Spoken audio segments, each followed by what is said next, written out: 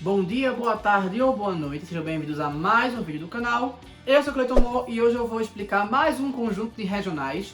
Dessa vez eu vou pegar alguns de Hisui, aproveitando aí o Legends que lançou, né, do Legends ZA, não tem regional, né, infelizmente.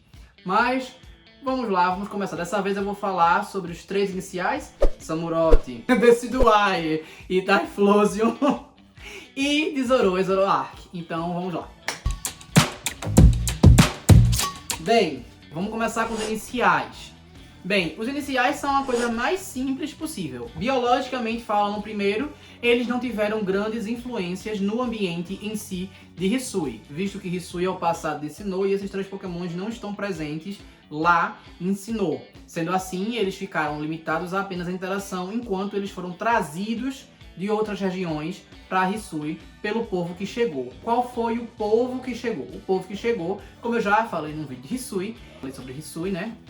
O povo que chegou foram os japoneses invadindo uma região, vamos dizer assim, que representava o resumo da Europa. Eu já falei isso em vários vídeos, que Sinnoh, por mais que represente Hokkaido, ela é um resumo da danada da Europa. Assim como Hoenn, por mais seja um pedaço do Japão, é o resumo da Ásia. E é só você olhar para as Pokédexes. Mas enfim. E aí, por causa disso, foi trazido, né? Eles começaram a interagir ali. E obviamente pela seleção natural, né? Ou seja, pela seleção que... pelo ambiente que eles estavam inseridos agora, não mais os ambientes que eles estavam antes, eles modificaram, né? Eles se modificaram de alguma forma. Como eles estavam sendo... vamos dizer assim, vinculados à existência deles naquele lugar a interagir com os seres humanos, eles evoluíram para formas de coisas que vamos dizer que eles aprenderam com os seres humanos. Então vamos usar a lógica. Oshawott, ele é um, como é que diz? Ele pega aquela concha dele e tenta ser um espadachim. Então ele vai para o próximo estágio dele, né? O nome dele em inglês, Dewott. E aí ele usa usar... Eita, de novo ia ser em japonês. As conchas duplas, como as espadas duplas.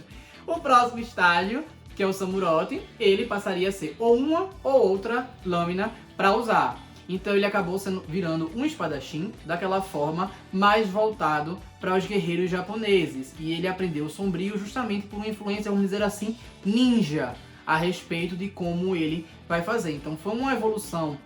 uma pressão seletiva assim, natural, vamos dizer assim, mas ao mesmo tempo com a interação que ele estava tendo com os seres humanos. Meio que colocando em xeque o que é seleção natural e o que é seleção artificial, visto que não foi de propósito que os seres humanos fizeram que ele evoluísse para lá, mas foi por causa da interação com os seres humanos que eles evoluíram daquela forma. Da mesma forma para o Typhlosion e para o Decidueye. O Decidueye, nesse caso, como ele já viraria um arqueiro, ele só virou um arqueiro um pouco diferente, fazendo referência às árvores decíduas, que elas mudam de cor das estações, de uma estação para outra, né? Que na verdade ela tem a parte de perder as folhas, mas antes de perder as folhas elas ficam de outra cor. Por isso que o Decidueye de Hisui tem aquela outra cor, que seria a cor realmente do outono. Então ele não está no lugar aonde ele teria sol suficiente para continuar verde, como ele era em Alola, tendo um lugar onde não tem tanto sol. Então para ele aquilo ali é outono. Quais seriam as cores do outono? Aquele laranjado que é a cor do Decidueye de Hisui. A parte arqueira ele continua, mas ele passa a ter uma estrutura diferente, porque o arqueiro que ele tá ali já também tem aquelas influências japonesas, aquele chapéuzinho, aquele negócio todo, justamente por interação ali com os seres humanos que estavam ali. E Typhlosion, ele já pega outra parte da lógica japonesa, que são os feiticeiros, né? Nesse caso, eles são aqueles feiticeiros que inclusive já apareceram em Pokémon. Se vocês lembram, por exemplo, Lavandertal e outros, eles são feiticeiros que usam espíritos, né? Que tem aquelas bolinhas e tal, aqueles espíritozinhos, eles usam energia espectral. E o Typhlosion faz a mesma coisa. No caso do Quilava, ele passa a conviver, vamos dizer assim, com ambientes bruxísticos e entrar em contato com essa espiritualidade japonesa, e isso faz com que ele absorva. Até falando sobre realmente ele absorver alguns espíritos, porque o Typhlosion de Hisui, basicamente ele fala que ele absorve os espíritos, lança espíritos, né? O Infernal Parade dele mesmo, que ele lança vários espíritos. Tem feiticeiro no meio. tem mentira e outras coisas mais. Né? Então foi basicamente de estar convivendo ali que ele foi absorvendo esses espíritos que eram envolvidos nos rituais espirituais, feiticeiros do povo japonês ali naquele ambiente. Então fez aquilo ali puxar para ele. E se você levar a base celta também, ali de boa parte da Europa, também não fica muito longe disso. Ele basicamente só passou a conviver com essas pessoas que usavam magia e por isso foi essa forma com que ele evoluiu. Ou seja, os 3 casos envolvem evoluções que foram resultados de interações com práticas específicas humanas que desenvolveram dentro de um grupo fechado, impedindo com que eles interagissem naturalmente, porque eram estranhos ali, ao mesmo tempo que alguns trazem algumas características, como por exemplo desse do Ai, pela falta de sol, ele muda a cor dele, né? Então, por causa disso, eles evoluem dessa forma, tá? Deixa eu respirar. Inclusive, se estão gostando, curtam, comentem, compartilhem, se inscrevam no canal. E quando acabar esse aqui, vão ver os outros. O do Growlithe mesmo, eu acho uma maravilha, tá? Voltando agora para o Zoroark. Aparentemente, o Zoro e o Zoroark, eles já habitavam a região ali de Sinnoh. Ali igual em Unova. Só que o que acontece? Eles estavam mais acostumados com o frio, não fala muito bem como é que era a interação deles ali naquele ambiente. Só fala que eles tinham ali naquele ambiente.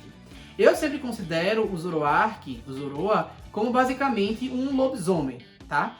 Porque basicamente ele é um lobisomem, né? E como o lobisomem é uma lenda que acabou se tornando global, faz sentido deles terem em outro lugar também, eu tinha tido antes, e fica esse mistério de onde é que de fato ele é, a ponto que um Nova, no primeiro jogo ele não é capturado, ele é recebido, ele tá disfarçado. No filme que ele aparece, o Nova não tinha sido fundado ainda, e ele aparece na região de Sinnoh, e também fica nessa referência aí de Sinnoh Hisui, né? Então, só fala que ele foi de um lugar distante, mas não diz qual é o lugar, e fica nessa, e eu acho bacana tratar ele dessa forma, como quase uma entidade, né? E ali ele também era, só que acontece, também por interação humana, de acordo com a Pokédex, né? Eles foram caçados. E como eles são inteligentes, eles desenvolveram ódio pela espécie humana. Ah, mas isso aí é muito simples. Então, basicamente, depois que eles foram caçados, mesmo quando eles eram aniquilados, vamos dizer assim, o ódio deles prendia o espírito deles no corpo deles. E quando ele fazia isso, ele não mais era noturno, ele era fantasma. Como ele estava no mesmo corpo ainda, entre aspas, ele se tornava como se fosse um fantasma controlando um fantoche.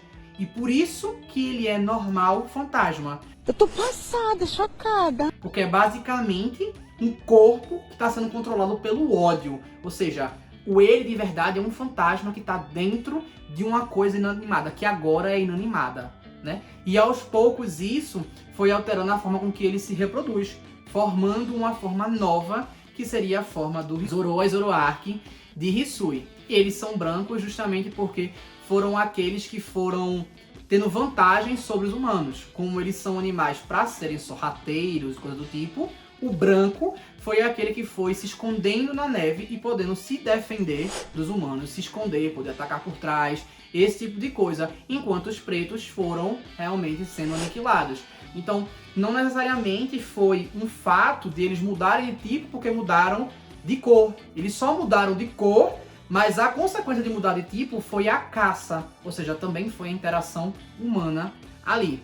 Tem uma parte biológica, né, desse negócio que eu tô falando, porque ele muda de cor para branco para se acostumar com o ambiente de neve, mas ele já tinha feito o processo de ter suplantado o tipo noturno com o tipo normal e fantasma, por causa desse ódio dele voltar e não querer abandonar a vida para poder de alguma forma se vingar dos humanos.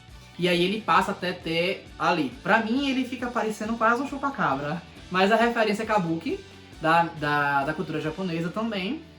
E também fica aí essa referência. Então todos os 5 que eu trouxe hoje, basicamente foi por interação humana. E mais uma vez, questionamento: seleção artificial ou seleção natural? Ou elas são a mesma coisa e a gente que teme em dividir?